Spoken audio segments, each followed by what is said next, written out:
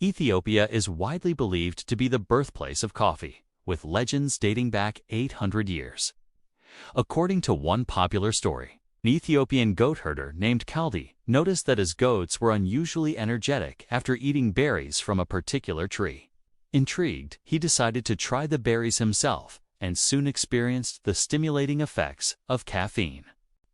Realizing the potential of this discovery, Kaldi shared it with others, and the practice of drinking coffee spread throughout Ethiopia and beyond. Now, while this legend is widely accepted, there's very little evidence to support it. In fact, we don't have much evidence for anything at all regarding the early history of coffee. So how did this widely accepted story come about? Well, in the early 1900s, there was a real interest in the origins of coffee. Likely due to the rise of industrialization and mass production, people wanted to know where things came from. For example, Coca-Cola's founder, Asa Griggs Candler, commissioned an artist to paint a picture of Coca-Cola's origins. He commissioned several actually, but this one in particular shows a Native American sipping on Coca-Cola. It's called the doggeroo. But let's get back to coffee. This painting depicts a more romanticized version of coffee's origins, a time when men wore kilts and drank coffee out of gourds.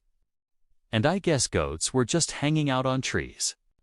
But it turns out that this romanticized story of coffee's origins has been accepted as fact by many people. But that's not the only misconception about coffee's history. Coffee houses also played a significant role in the development of modern society. They provided a space for people to gather, discuss ideas, and conduct business. In fact, many European monarchs tried to ban coffee houses because they were worried about the political discussions happening in these establishments. The most famous example of this is King Louis XIV of France. He was so worried about what people were saying in coffee houses that he went ahead and banned them. That was until his wife, the infamous Madame de Montespan, started frequenting a salon in her apartment. Once word got out that she was having political discussions in her apartment, the king had no choice but to lift the ban on coffee houses.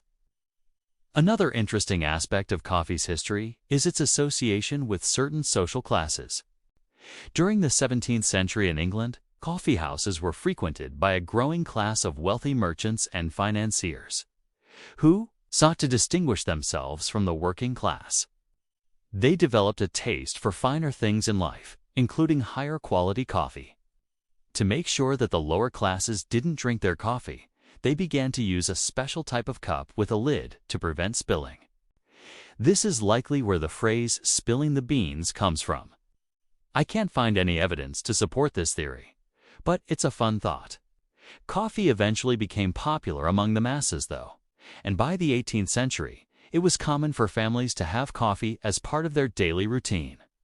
During this time, coffee was still seen as a luxury good. However, the Industrial Revolution led to a decline in prices, making it more accessible to the general public. In the 19th century, coffee houses became popular gathering places for intellectuals and artists. The bohemian lifestyle, which emphasized creativity and nonconformity, was closely associated with coffee consumption. Famous examples of this are the literary salons of Paris and the artistic bohemians of the Greenwich Village in New York City. Today, coffee is more popular than ever.